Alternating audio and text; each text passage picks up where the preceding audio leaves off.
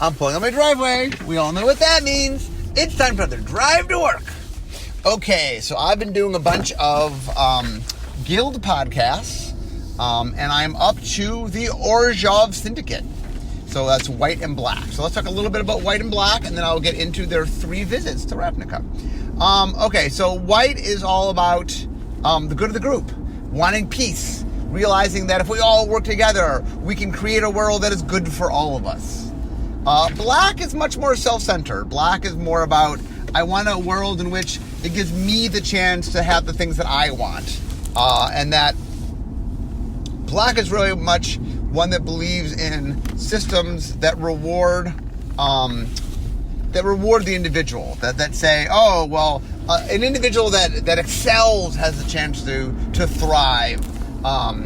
And that white and black are obviously enemies. Like, one of the challenges of making color pairs when they're enemies is, at some point, there's a fundamental disagreement of what's going on.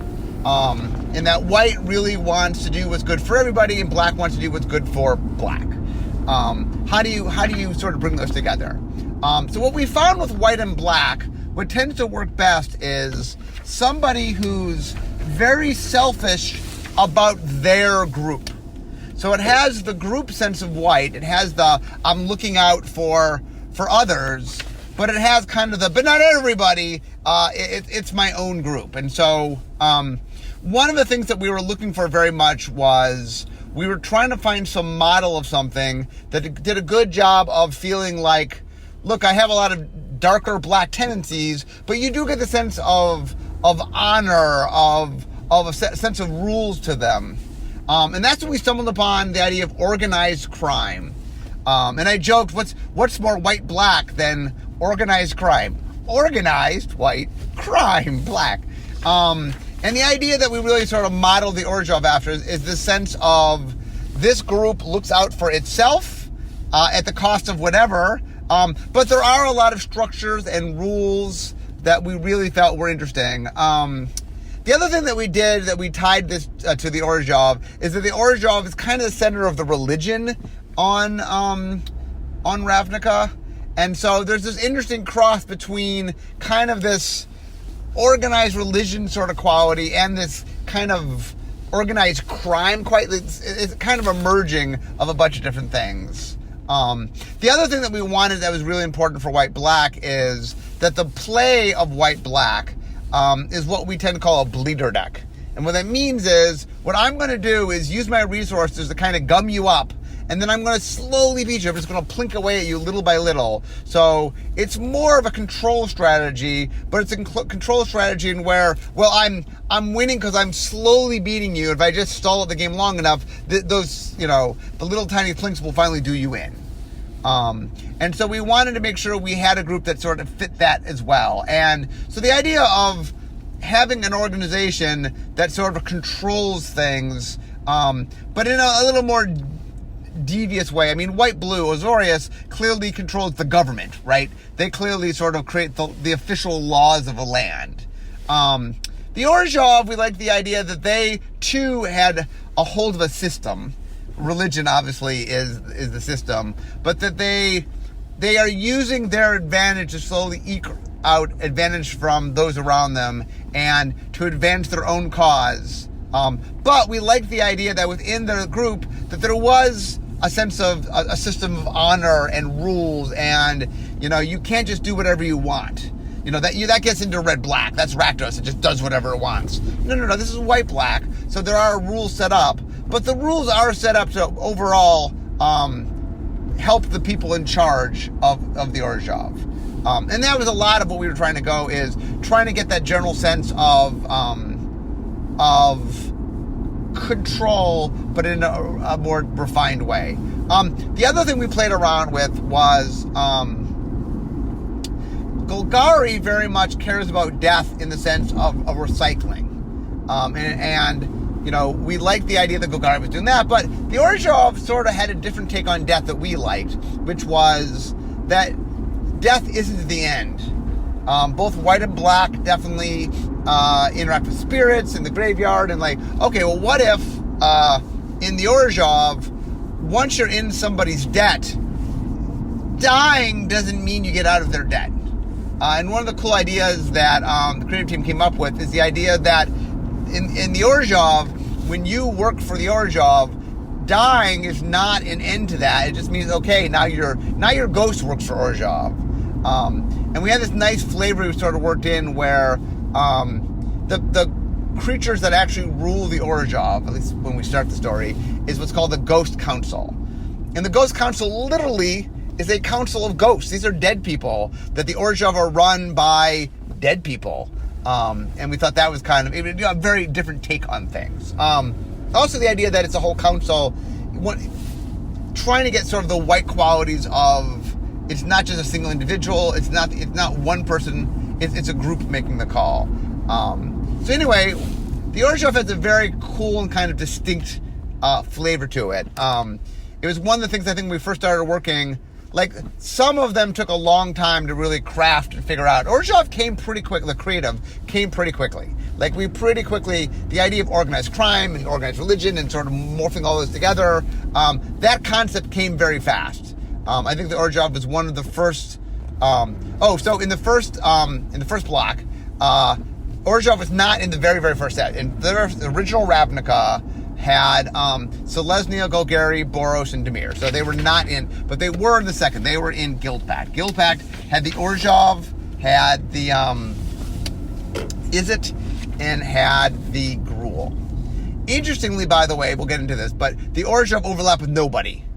They're white and black. The only overlap in Guild Pact is in red, because both Gruul and Izzet have red, but Orzhov has neither of those. Okay, we'll get there in a second. So let's talk about the mechanics. So we like the idea that when you died, you were still in servitude. And that theme was really cool. So we try to apply that into the mechanic. So the mechanic we came up with was called Haunt. So Haunt is one of those mechanics. I'm not a big fan of Haunt. We'll get into that. But Haunt is one of those mechanics that is really hard to remember. That it's one of those mechanics that every time I talk about it, I have to okay, let me remind myself exactly how it works. Because and this is a sign of a mechanic that has issues, where if you just can't quite remember how the mechanic works, it's saying there's something about the mechanic that's not super intuitive, that it's sort of fighting your brain. And Haunt kind of does that. So let me walk through how Haunt works. Okay, so Haunt actually works differently on a permanent than it does on a spell. I think most of the Haunt went on creatures. I think there might have been one or two. Okay, so when it goes on a creature, it says, when this creature dies, exile it, haunting target creature. Now, if it's a permanent, obviously, with this permanent, put it into the graveyard for the battlefield. Exile it, haunting target creature. Now, if you put it on a spell, it says, when this spell is put into a graveyard during its resolution, exile it, haunting target creature. Okay, now those might, on the surface, those sound similar. And what that means is, if I have Haunt on a creature, the way it works is, that creature usually has an enter the battlefield effect. And what the creature will say is, whenever this creature enters the battlefield, or the creature it is haunting dies, blah. Draw a card, or whatever it's, I mean, it's white and black, the white and black effects, but do something white or black, depending on what the spell is. So the idea there is, I play a Haunt. Let's say I play a creature. I play a Haunt creature. It enters the battlefield and it does something. Now, when the creature dies, then it gets to haunt a creature in play. So you then exile the card and it goes on top of a creature that you have on the battlefield. Now, when the haunted creature dies, you trigger the enter the battlefield effect from the creature. So it's like the creature, you play the creature, when it enters the battlefield, it does something. It dies, it haunts a new creature. When that creature dies, it does this effect. So the idea is, it's an effect that's an enter the battlefield effect on one creature, and then a death trigger on another creature. That alone is a little bit complicated. But the tricky thing is, let's say I now put it on a spell.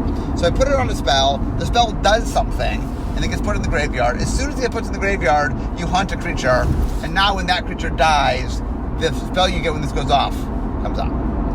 Now, once again, we try to be as similar as possible. It's sort of like, when you cast the spell, they do something, and then when it goes to the graveyard, you haunt a creature. So we were trying to, I get how we were trying to parallel it. It just, the thing played out a little differently. We made 10 cards with Haunt. I think more of them were on creatures than on spells. There's something fun here, by the way. Haunt is a cool idea. I like the idea something dies and haunts another creature. Like, the flavor was fun. But a couple things. So one problem we had was, because it happened when a creature died, it had to be an effect that was relevant whenever creatures would die, which includes the end of combat, which really limits the number of effects you can have. Because it can't be anything that affects combat, because most of the time when you get it, the death trigger, it's at the end of during combat. So for starters, it just limits the kind of effects you can do on it.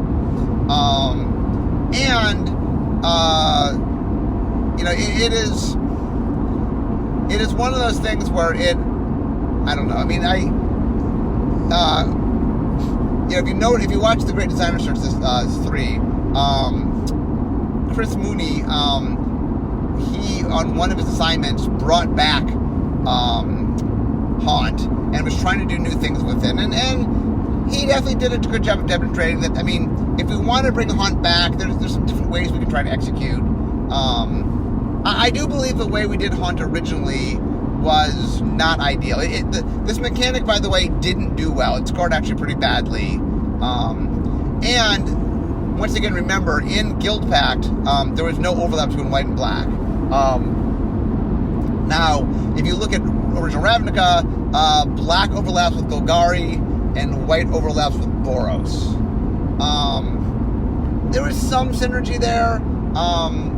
If you put it on, I mean, Boros tends to have aggressive creatures that die. So if you're playing if you're hunting creatures, odds are with aggressive play, your hunted creatures are going to die. Either that or they take the damage. They kind of have to block them. So it does allow you at least to trigger the haunt stuff. With Golgari, I mean, there was some graveyard synergy, and there definitely was some, the Golgari tends to like to sacrifice creatures because it likes to sort of recycle them. And haunt cards you get some value if you bring them back, because a haunt creature or haunt spell happens twice. So there was some synergy with the sets, you could wrap around it. But all in all, I would not say Haunt was a huge success. It was not well liked by players. It is something that people ask me about from time to time. My gut on it is that the flavor is really strong, and that people would like for it. It's one of those things that maybe one day we'd kind of like reinvent the wheel. And I mean, the word Haunt's pretty good, and I don't know. I feel like I don't like its current execution. Chris did show some other ways we could play around with it. I think that one thing that, I mean, for starters, I don't think we should have put it on spells and creatures. I think the fact they work slightly different caused problems. So if I brought back, I'm more inclined to put it on creature, because the idea that the flavor of the creature dies and now it haunts another creature is just much stronger flavor than I cast a spell and my spell is haunting the creature. That was always weird flavor. Okay, anyway, that was Haunt. Like I said, I feel it was a failed experiment in that it didn't really play quite as well, and it was confusing to remember. And but it's one of those mechanics that maybe if we were willing to revamp a little bit, there is something cool about something dying and haunting another creature. That part, I admit, is a cool thing. And Chris did do some more interesting things with the mechanic when he brought it back. So I don't know. I will say Chris did more to make me rethink Haunt than I think Haunt was in the definitely whenever bringing it back camp for me, and Chris did some stuff like, let me think about it. Maybe there's something cool. The flavor is cool. Okay, let's get on to Gate Crash. So the Orzhov, it's interesting, I mentioned this last time. The Orzhov shows up in the second set of every time we've done it. It's always been the second set. It was in Gate Crash. It was in Guild Pact. It was in Gate Crash, and now it's in Ravnica Allegiances. I think it was. It's all. I think it was in the third set. Is it? Oh, Gruul. I think it and Gruul have always been in the second set. Gruul was also in, Gruul was in Guildback, Gruul was in Gatecrash, and Gruul was in Rapid Legends. So Gruul and Orzhov have always shown up together. So maybe next time assuming there's next time, we will divvy them up. Okay, now we get to Extort. So Extort was the mechanic in Gatecrash. So it says whenever you cast a spell, you may pay hybrid mana, white or black. If you do, each opponent loses 1 life and you gain that much life. So the story here was we really had trouble finding an Orzhov mechanic that we liked. And in fact, there was a little mini team made during development to try. I don't remember what mechanic we made. We made a mechanic that wasn't quite working as well as it needed to be. And so they made a mini team, and I think Sean Main ran that mini team. And Sean, I believe, came up with Extort. The idea of Extort is this goes on permanence. And then once it's on permanence, it says, okay, every time you cast a spell, you got to pay white or black mana, but then you get to drain your opponent for 1. In a multiplayer game, you get to drain everybody for 1. So if there's like 4 other people, they each lose 1 life, you gain 4 life. So we did make it so it was stronger in multiplayer. And the idea here is that black and white, Orzhov likes to tax things, and the idea of, well, every time you're getting a spell, there's a cost that comes out of that, and we thought that was kind of cool. This mechanic scored much better. It played much better. So let's see. In Gatecrash, let's see. Boros was in Gatecrash, so the overlap between Orzhov, or for white, was Orzhov and Boros. And for black, it was Dimir. So Boros in Gatecrash had a mechanic called Battalion, where you wanted to attack with 3 or more creatures. And Extort basically just wants you playing spells. And so Boros having a lot more cheaper spells played fine into Extort, because Boros, was trying to play aggro, was trying to finish you. This allowed you to sort of get extra damage based on the spells you were doing. And so Extort works fine with Boros. Cypher, the way the Dimir mechanic worked was it went on spells. When you cast the spell, you then equipped it to a creature. You exiled it tied to a creature, and now that every time that creature dealt combat damage, it triggered that spell effect. So not quite as synergistic. I mean, synergistic in the sense that Dimir is always trying to sort of eke out advantage, and Extort does a good job of getting the extra damage in. The Cypher spells did not trigger. I don't think it triggered the Extort. What is that? Whenever you cast a spell, I'm not sure. Oh, it's interesting. Did Cypher cast a spell? Maybe Cypher did cast a spell. Being that they overlapped, my gut is we would have made a cast if it could have been. It's possible that when you do damage, then it casts a spell from exile. If that's the case, then it does trigger Extort, and it works with Extort. My gut is that's what we did. I don't remember exactly, but it makes so much sense that if we could have done that, I think we would have done that. Anyway, Extort was much more liked. I think Extort was. I mean, the only interesting thing about Extort was we tied it to white and black through the mana,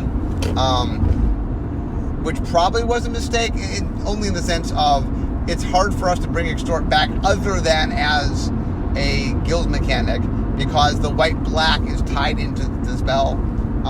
Often when we make guild mechanics, the intent is not that the guild mechanics are going to come back, and I think we maximize making it a good Orzhov mechanic. The other thing that Extort did is it made a ruling in Commander that you don't count mana symbols in reminder text, meaning you can play this if you have a mono white Extort card. You can play it in a mono white deck because it doesn't count the half of black of the hybrid as being a black symbol in the reminder text to make this color identity black, I think. If I remember correctly, that's I think how it worked. But anyway, people generally liked it. This was a popular mechanic. I mean, much more popular than Haunt. So And this is the kind of mechanic that we might do somewhere else, except for the hybrid mana cost in it makes it a little trickier to bring back. Okay, that gets us to Ravnica Allegiances. Okay, so the first mechanic we tried, which was the favorite mechanic that we made in Visions, my favorite mechanic we made in Visions, was called Debt. So here's how it worked. You would cast spells that came with debt. When they did, you would give a player debt counters, usually your opponent, not yourself. I think you gave target opponent debt counters.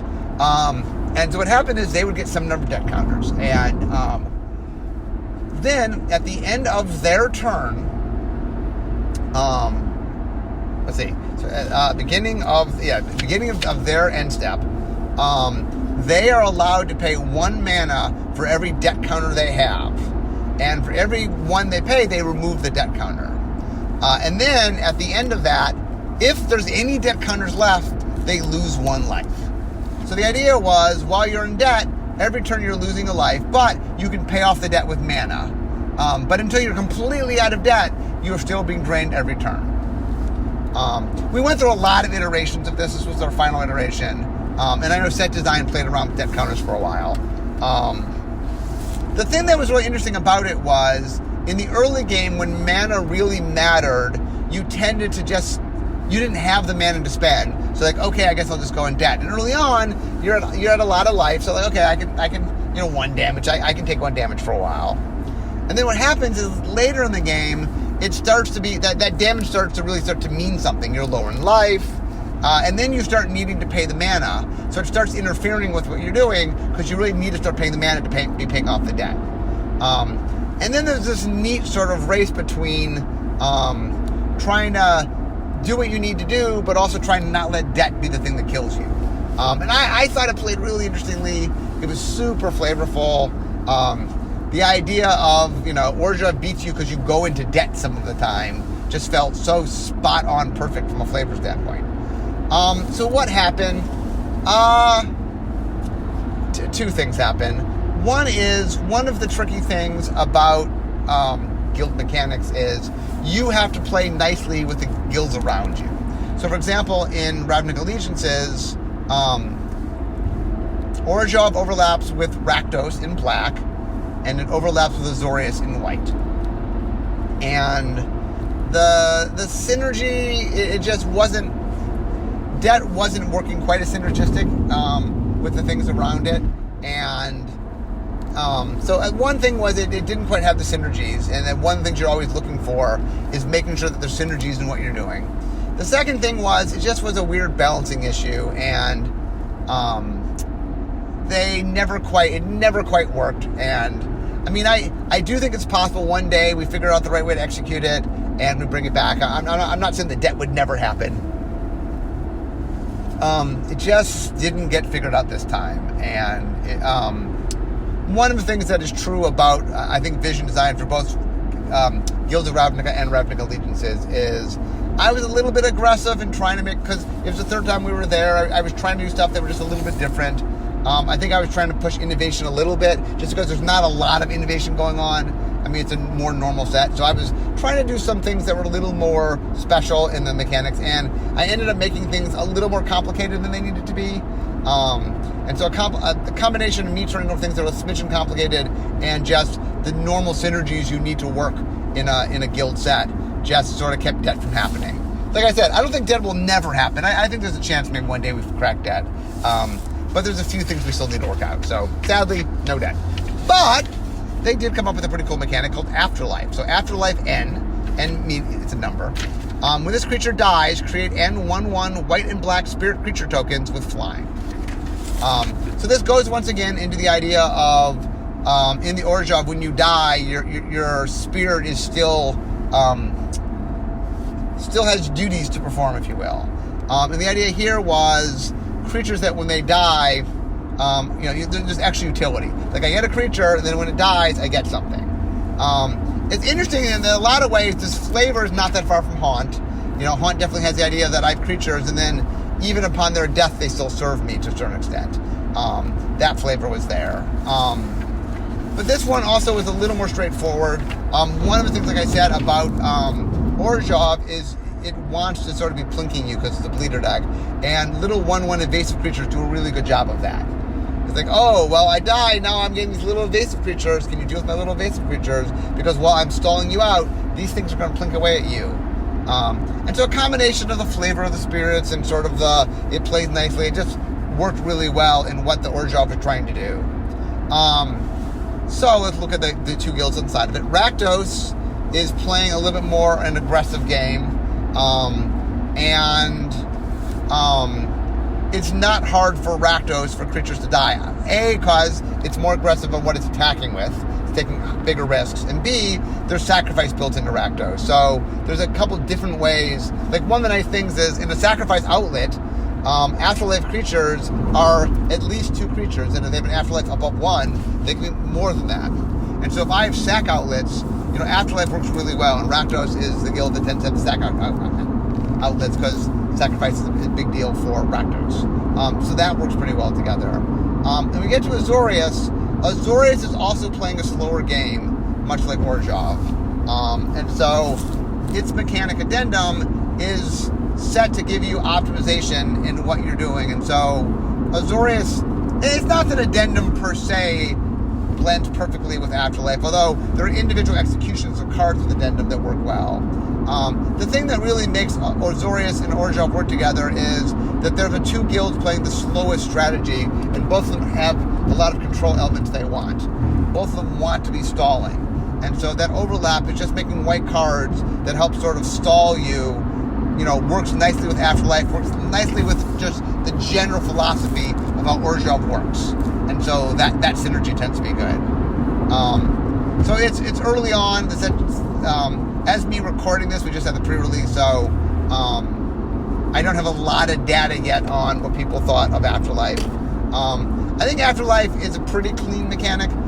One of the things I liked a lot about the mechanics that got used in guilds and Ravnica is they really found some nice, simple, clean, elegant, sort of embodies the essence of the guild, but in a way in which it's not too complicated. Like I said, the one way I erred is in trying to find things a little bit more novel, I made things a little bit more complicated. And, guild sets already have a lot of complication going on in them, and there's just more mechanics in general, and there's more moving pieces. So I do like what Afterlife seemed to be a very flavorful answer that, while in my heart of hearts, I do like debt, and I would have loved if we could figure out a way to make debt work. I do think Afterlife does a good job of being a solid Orzhov mechanic. So if we look back at them, I think Orzhov is definitely one of those guilds where we've done a pretty good job of weaving the general flavor in. It is true that Haunt and Afterlife went a little bit more into the spirits, in servitude flavor, where Extort was a little bit more about taxing and about sort of, they play in slightly different spaces. Orzhov is not one of these guilds that sort of has a lock on a mechanical component of the game. On some level, you could argue that Orzhov maybe cares a little bit about dying. I mean, 2 of the 3 mechanics at least care about death some. And spirits play a big role, so there's a little bit of spirits matter. So, but the Orzhov has never had it's never been quite as much about being a clean mechanical tie as it's been about having a very strong flavor. I think the Orzhov, because it is using religion, because it is using some organized crime, because it's using things that people know and blending them in a weird way. Like, it is taking things that don't normally kind of overlap and overlapping in a way that's a very unique thing. Like, the organization that is Orzhov is it's using magic. The idea that you are, that ghosts work for you, or that you're run by ghosts, is obviously supernatural in its nature. But it is a cool, it's definitely one of the guilds where I feel like the flavor and the style of play is very, it knows what it wants to do. It plays the way it wants to play. That's another thing, I guess, is it has a very clear play pattern. The bleeder deck strategy is very obvious, and you can see in each case we built the mechanic around making sure that the deck plays in a very specific flavorful way. And that's one of the things that I like about Orzhov is, like, some of the guilds are built around a component of the game. Orzhov is built around a style of play, which has been very, very consistent. Like, some guilds, you'll notice there's a little bit of flux in how they play. Orzhov really has been playing the same way. When you mix all the cards together, you know what I mean, they're different mechanics, they do slightly different things, but they all work toward the same greater goal that Orzhov is doing. The other thing that's been a lot of fun making Orzhov is the top-down flavor of Orzhov lends itself well to a lot of flavorful things. Like, one of the reasons, like, of all the mechanics that came up, one of the reasons that Debt was so popular to me was that there's a really strong flavor for Orzhov, so you got to really hit something and try to hit that flavor. You know, I really appreciate as a designer that it is fun to make individual Orzhov cards, because the general sense of what Orzhov is doing, not that they're, on some level, one of the things they say is it's fun to write the bad guys, and I think Orzhov has a lot of, definitely of the 10 guilds, the Orzhov are the ones that, you know, it's the least harsh to find the redeeming qualities out of them. There are qualities that you can look to, and I think Orzhov is definitely looks out for itself. One of the things I find interesting is that the white-black does this thing where it very much, you know, like, one of my favorite white-black characters is Magneto of the X-Men, or of the X-Men comics. And the idea of Magneto is he's someone who's like, hey, I too believe in the rights of mutants, just like Charles Xavier, you know, Professor X, who runs the X-Men, but I just believe that the humans should die and just the mutants should be around.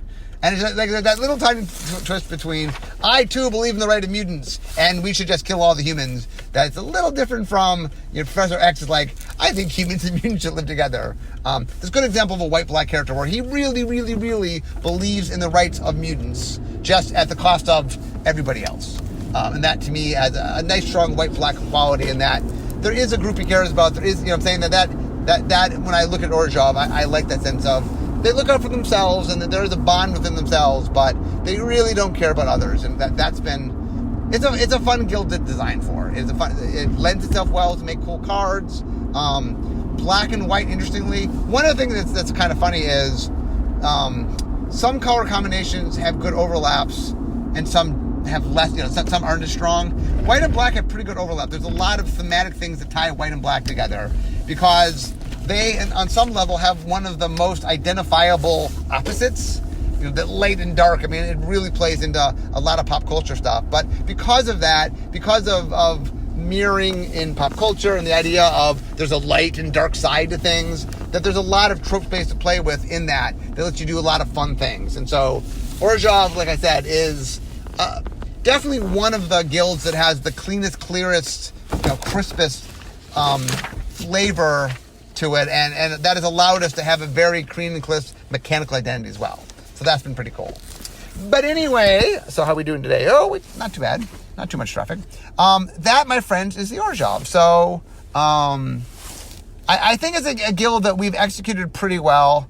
Like I said, Haunt, I think we made some mistakes with Haunt the mechanic. I think we did a good job of the Orzhov guild all three times. And Extort and Afterlife, I think, are both actually pretty good mechanics. Like I said, my biggest issue with Extort is, if we made any mistake with Extort, it's tying the hybrid mana into it in a way that makes it hard to bring back Extort outside of the guild. And Afterlife, I actually do believe you will see Afterlife again. I think that's just a nice scene, a clean, simple mechanic. Anyway, my friends, that is all there is to say about Orzhov. So I hope you enjoyed that. But I am now at work, so we know what that means. It means the end of my drive to work. So instead of talking magic, it's time for me to be making magic. I'll see you guys next time. Bye-bye.